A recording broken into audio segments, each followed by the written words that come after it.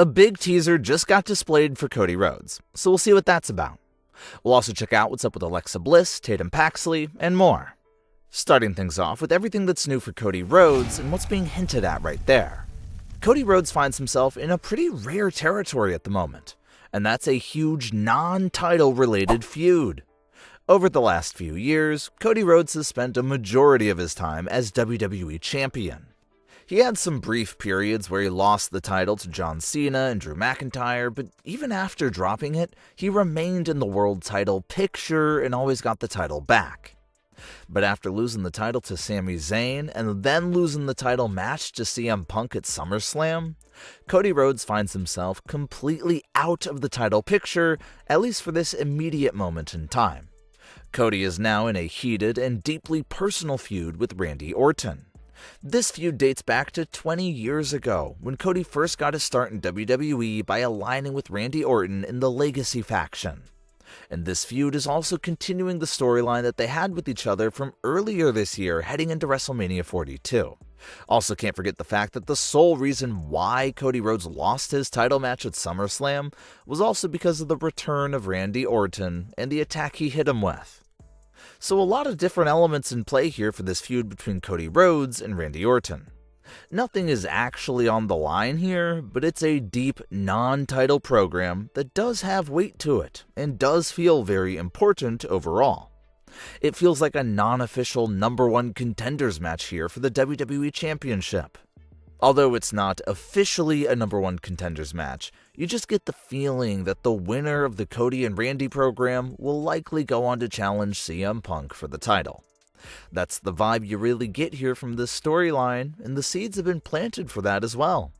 Randy even went up to CM Punk and flat out told him that he hasn't forgotten about the WWE Championship, and how he'll be coming after it once he's done handling Cody Rhodes.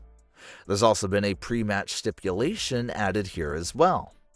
Nick Aldis made it clear that if Randy and Cody put hands on each other before their official match against each other, then he'll make sure Cody and Randy both never get any world title opportunities ever again. That's a huge threat there to hang over Randy and Cody's heads, so we're to assume they'll peacefully comply with that. Neither of them will put hands on each other before the match, because both men obviously want to hold the WWE title again in the future, and it wouldn't be smart at all to throw that away just to strike at each other. So that's been put in place, and Randy and Cody will have to wait until September 6th and the Sunday night's main event match to put hands on each other. And with a few Smackdowns left before that match itself, it seems like these next few episodes of Smackdown will feature a lot of verbal build-up for Cody and Randy, since they can't put hands on each other anymore. So brawls are out the window, it's just going to be a lot of talking for the next few weeks. And the verbal back and forth on the August 21st edition of Smackdown ended with a massive remark by Cody. When Cody was wrapping up his comments and warnings to Randy Orton, he topped it all off by saying how that's not a prediction, it's a spoiler. That quote right there is not a catchphrase from Cody himself, it's a signature catchphrase of Paul Heyman's. This is a line that Paul Heyman has made famous over the last few years.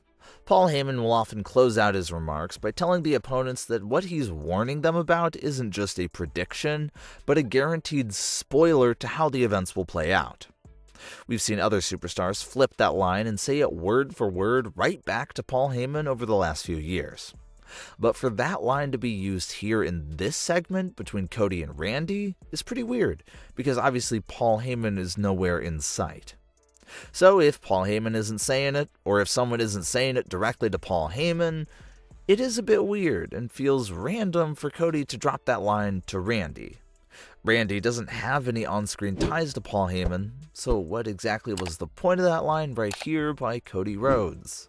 Well, some fans appear to think that maybe it was meant to be a teaser for a potential link-up on-screen between Cody Rhodes and Paul Heyman. Maybe Cody and Heyman have been in contact with each other as of late, and maybe Cody let that line slip out like that as a potential teaser of that partnership. Paul Heyman has no client at all currently, but he's still heavily involved in the Oba and Braun feud, and most fans expect him to pick a new client out of those two right there. But what if the big twist here is that Paul Heyman actually links up with Cody Rhodes and turns Cody heel? That's something fans are heavily discussing because of Cody quoting Paul Heyman there in that moment with Randy Orton. However, there's other fans that feel like, sure, it's hinting at Cody Rhodes and Paul Heyman, but maybe that's something they don't actually intend on ever paying off. It's just meant to be one of those dangling carrots, something to get you hyped for and talking about, but there's no actual payoff in mind for it. They love teasing Cody's heel turn in many different ways, but in the end, nothing ever happens and nothing is ever paid off. So that's the feeling that some fans are getting from this Paul Heyman line from Cody Rhodes, that it was meant for fans to catch it and discuss, but ultimately nothing is really going to actually come from it. It's meant to tease something that they have no intention of actually paying off. So that seems like a realistic route here as well. It was a bit random for Cody Rhodes to drop that Paul Heyman line, but it ultimately looks like it's not going to lead to anything and was just meant to spark a buzz and conversation. Would it be cool to see a world where Paul Heyman is managing a heel and twisted version of Cody Rhodes? It sure would be cool to see, but it doesn't seem like something they'll pull the trigger on anytime soon. They do like teasing and hinting at Cody's heel turn, but they don't like executing it and actually paying it off. So we'll have to wait a bit longer to get a bit more context on why Cody Rhodes used Paul Heyman's line and what could be coming from that. Now let's get back to what's happening with Alexa Bliss, Charlotte Flair, and Tatum Paxley, because another pretty significant moment took place there in a backstage segment. The moment starts off with Charlotte and Alexa making plans to celebrate Alexa's birthday by going out to get drinks. Charlotte makes it seem like it'll just be the two of them, but Alexa says Tatum is coming as well, so it'll be the three of them. So this once again pushes the idea that Charlotte still hasn't warmed up to Tatum Paxley and didn't want Tatum to join them for that night out at all. But that's when Jade and her group arrived to call Tatum Paxley a freak show and how Charlotte needed her in order to bail her out. And it's not Alexa who comes to Tatum's defense, but it's actually Charlotte who immediately jumps up and defends Tatum Paxley, reminding Jade that no matter how weird Tatum is, she still took out most of their group with ease.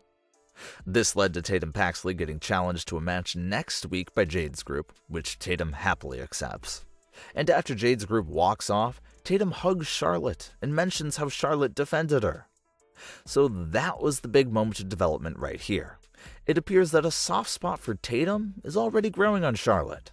Charlotte puts up this front that she doesn't like being around Tatum, but considering how Charlotte defended Tatum before even Alexa did, that most definitely shows that Charlotte is already coming around to Tatum Paxley, and that friendship should continue to grow. We'll see Tatum's debut match next week on Smackdown, which she should win, and maybe we'll even see Charlotte repay the favor to Tatum and save her from Jade's group as well. So that story is staying strong right now for sure. But what are your thoughts on today's stories? Leave your comments below, don't forget to subscribe with all notifications on, and leave a like if you enjoyed. Thanks for watching, guys.